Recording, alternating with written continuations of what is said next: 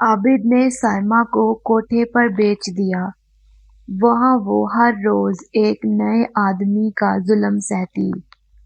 پھر ایک دن سائمہ کا بھائی وہاں آ گیا۔ یہ کہانی میری دوست سائمہ کی ہے۔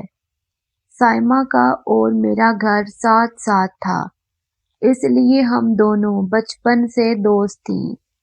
ہم اسکول بھی ایک ہی ساتھ جاتے تھے اور واپس آ کر ہم ایک دوسرے کے گھر آتے جاتے رہتے۔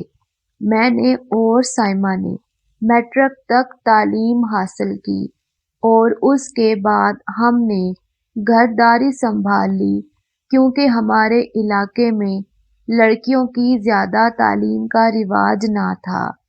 یوں گھر کے کاموں سے فارغ ہو کے اکثر ہم دونوں سہیلیاں چھت پہ بیٹھ کے باتیں کرتی یا ساتھ مل کے کپڑوں کی سلائی کرتی۔ وقت بہت اچھے سے گزر رہا تھا۔ پھر سائمہ کی زندگی میں عابد آ گیا۔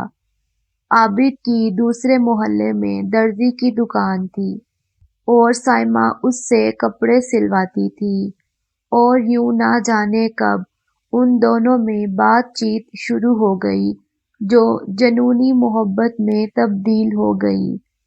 سائمہ کی منگنی بچپن میں اس کے ماموں کے گھر ہو گئی تھی اور سائمہ کو بھی یہ بات بہت اچھے سے معلوم تھی، لیکن جب محبت کا بھوت سر پہ سوار ہو تو انسان کی عقل کام نہیں کرتی۔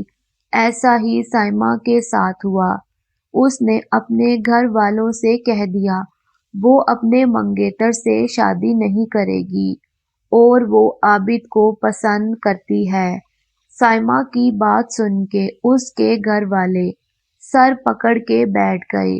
انہوں نے سائمہ کو بہت سمجھایا اور اس پہ بہت سختی کی، لیکن سائمہ ہار ماننے کو تیار نہ تھی۔ ایک دن صبح میری آنکھ کھلی تو سارے محلے میں شور مچا ہوا تھا کہ سائمہ گھر میں نہیں ہے۔ یہ سن کے مجھے بہت دکھ ہوا کہ سائمہ نے بہت غلط کام کیا، اس نے بہت غلط قدم اٹھا لیا ہے۔ سائمہ عابد کے ساتھ گھر چھوڑ کے چلی گئی تھی، لیکن عابد ایک دھوکے باز انسان تھا۔